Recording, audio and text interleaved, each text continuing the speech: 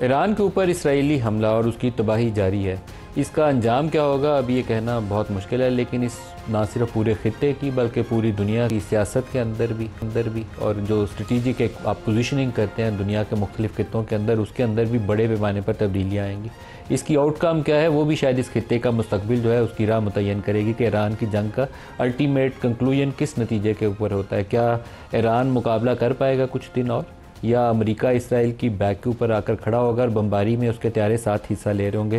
شاید وہ ڈائنامکس بدل جائیں لیکن اس سے یہ خطہ بھی بدل جائے گا.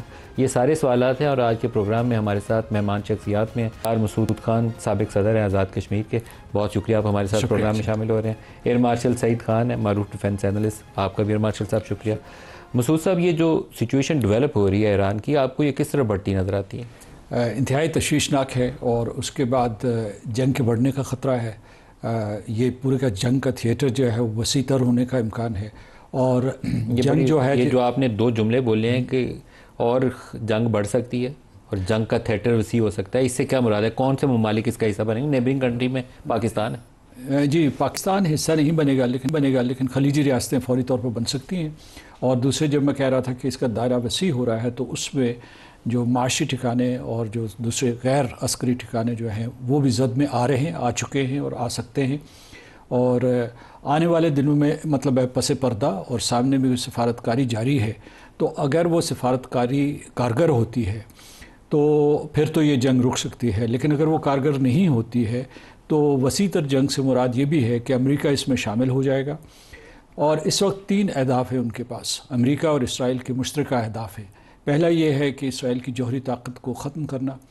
دوسرا جو ہے کہ ان کے میسائلز کے جتنے بھی ذخائر ہیں ان کو ختم کرنا یا ان کو بالکل ڈیگریڈ کرنا. اور تیسرا مقصد یہ ہے کہ ایران کی حکومت اور سیاسی نظام کو گرانا اور اس کا کوئی متبادل ایسی امریکہ نواز یا اسرائیل نواز حکومت کا وہاں قیام. تو یہ 3 اہداف ہیں، یہ ساتھ ساتھ چل رہے ہیں. لیکن ابھی جو پروگرام شروع ہونے سے پہلے جو ہماری گفتگو ہو رہی تھی، ایک جو تہران نے تباہی دیکھی ہوئی ہے، یعنی عراق ایران وار میں دیکھی ہوئی ہے تباہی، لیکن جو اسرائیل ہے اس کا جو مرکز ہے، جو ہارٹ ہے، اس نے اس قسم کی تباہی کبھی نہیں پہلے دیکھی کہ عمارات گر رہی ہیں. اور اس کے بعد جو ہے یہاں تک کہ ایک ہدف ان کا جو تھا میسائلز کا، بیلسٹک میسائلز کا، وہ ڈیمونا ہے جو کہ وہاں ان کے جوہری مرکز ہے اسرائیل کا. ابھی جو میں آپ کی طرف آ رہا تھا تو کچھ اور حساس مقامات کے اوپر بھی ایران نے نشانے باندھے ہیں اور وہ کامیاب رہے. تو اس سے یہ ہے کہ وہاں بھی ایک رد عمل ہوگا جو خود اسرائیل میں، کیونکہ اسرائیل جیسے ایک تو وہ کہتے تھے نا ہمارے پاس آئرن ڈوم ہے کہ کوئی جو ہے بیلسٹک میسائل، کوئی کسی قسم کا آیا ہوا کوئی جو پروجیکٹائل ہے ان کو ہٹ نہیں کر سکتا. وہ جو تھی میتھ وہ ٹوٹ گئی. لیکن دوسرے یہ بھی ایک تھا کہ یہ یہودیوں کے لیے قلعہ تھا، یعنی اہل اسرائیل کے لیے یوں کہہ دیجئے کہ ان کے لیے قلعہ تھا. تو اس قلعے میں دراڑیں پڑی ہیں. تو جو امیجری کے اعتبار سے جو تہران کی تباہ کاری ہے یا ایران کے طول و عرض کی تباہ کاری ہے، اس سے زیادہ امیجری جو ہے وہ اس وقت اسرائیل کی ڈیمیجنگ ہے. ایئر مارشل صاحب، یہ آپ ہی کا نقطہ، آپ سے چاہوں گا کہ اس پہ مزید ایکسپینڈ کریں. کیا اسرائیل اس تباہی کو، آپ ہی اس پہ تجزیہ دے رہے تھے کہ اس تباہی کو 2-4 دن اور سہ لے گا، یا آپ کے خیال میں وہ گھٹنے ٹیکے گا؟ کیونکہ جو ایران کے اندر ڈسٹرکشن کا لیول ہے وہ بہت اوپر ہے. جی، پہلے تو ندیم صاحب بہت شکریہ کہ آپ نے آج انوائٹ کیا.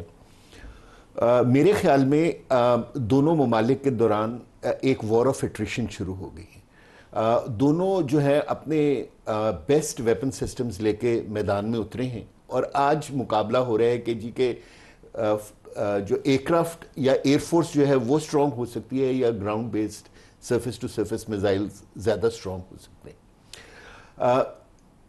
جنگ شروع ہونے سے پہلے جس طرح مسعود صاحب کہہ رہے تھے، اسرائیل اپنے 2-3 ویپن سسٹمز کے اوپر بہت فخر کرتا تھا. ایک اس کا آئرن ڈوم سسٹم تھا، یا آپ کہیں کہ ground based air defence system تھا. پھر وہ بہت فخر کرتا تھا اپنے کیا کہتے ہیں ایئر فورس کی کیپیبلٹی کے اوپر، اور اس نے اس پورے ریجن کے اندر جو تباہی پھیلائی تھی وہ اپنی ایئر فورس کے ذریعے پھیلائی تھی. اور ہم یہی ایکسپیکٹ کر رہے تھے کہ اسرائیل جو ہے وہ ایران کے اندر بھی ایسا ہی کرے گا. اور میرا خیال جب وہ بھی جنگ میں اترے تو وہ بھی یہی سوچ رہے تھے کہ ہم نے جس طرح دوسرے گلف سٹیٹس کے ساتھ ہم نے ان کا برا حشر کیا، ہم یہاں بھی وہ برا حشر کر دیں گے.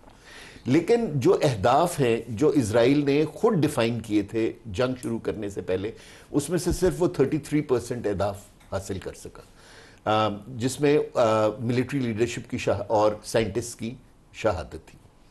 اب اس وقت جو ہے اگر آپ پچھلے 4-5 دن کا احاطہ کریں تو آپ بالکل ٹھیک کہہ رہے ہیں کہ اسرائیل جو ہے ایران کے اوپر بہت زیادہ بمباری کر رہا ہے، اور اب وہ ملٹری ٹارگٹ سے ہٹ کے سیویلین ٹارگٹس کے اوپر آ گئے.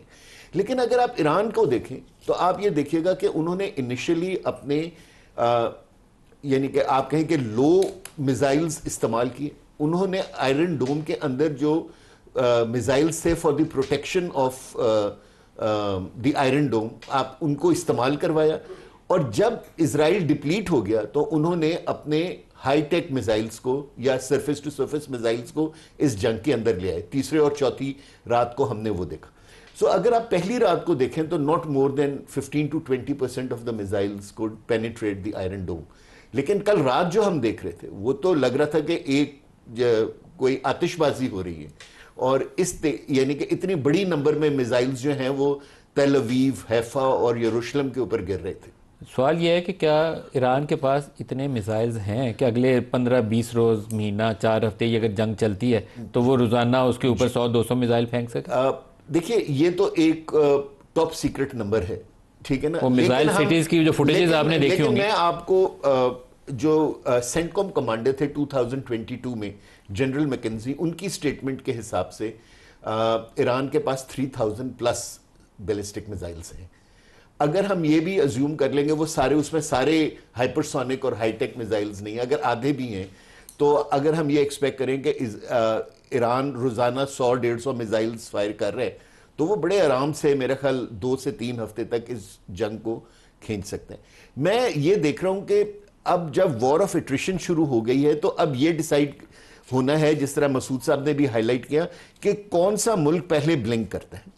اور جو پریزیڈنٹ ٹرمپ G7 میٹنگ چھوڑ کر ابھی واپس واشنگٹن جا رہے ہیں، میرے خیال میں یہ جو ہے نا ایک ہیلپ کی کرائے اسرائیل کی طرف سے آئی ہوگی کہ جی کہ do something more than what you are doing. اچھا، اس پہ مسعود صاحب سے پہلے رائے لے لیں. مسعود صاحب، جب اسرائیلی طیاروں نے ایران اور مختلف ان کی نیوکلیئر سائٹس کے اوپر بمباری شروع کی نا، تو پہلے سب سے یہ خبر آنی شروع ہوئی کہ جو فیسلٹیز ان کی انڈر گراؤنڈ ہیں، کوئی 25-30 میٹر نیچے ہیں، تو وہ اسرائیلی بمباری کے ساتھ وہ تباہ نہیں ہوں گی.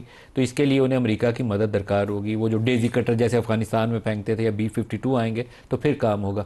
یہ جو پریزیڈنٹ ٹرمپ کا G7 کی سمٹ چھوڑ کے واپس آنا ہے، یا آج یہ خبر چل رہی ہے کہ امریکی ہتھیار اور ان کے وہ ٹینکرز جو air to air refuel کے لیے کام ہوتے ہیں وہ بھی اس ریجن میں موو کر رہے ہیں یورپ سے، کیا یہ انڈیکیشن ہے کہ امریکہ اس کے اندر براہ راست شامل ہو جائے؟ دیکھیے، اس وقت جو وزیر اعظم نتنیاہو کی یہ کوشش ہے کہ امریکہ اس میں شریک ہو جائے اس جنگ میں، اس کے لیے وہ اکسا رہا ہے، اس لیے ایران کا نقصان کر رہا ہے، جنگ کو جوہری سطح پہ لے گیا ہے. آپ نے جو کہا ہے کہ 3 جگہوں پہ انہوں نے حملے کیے تھے اسرائیل نے، ایک نتنز تھا، دوسرا جو ہے وہ اصفہان، اور تیسرا جو ہے وہ فردو تھا.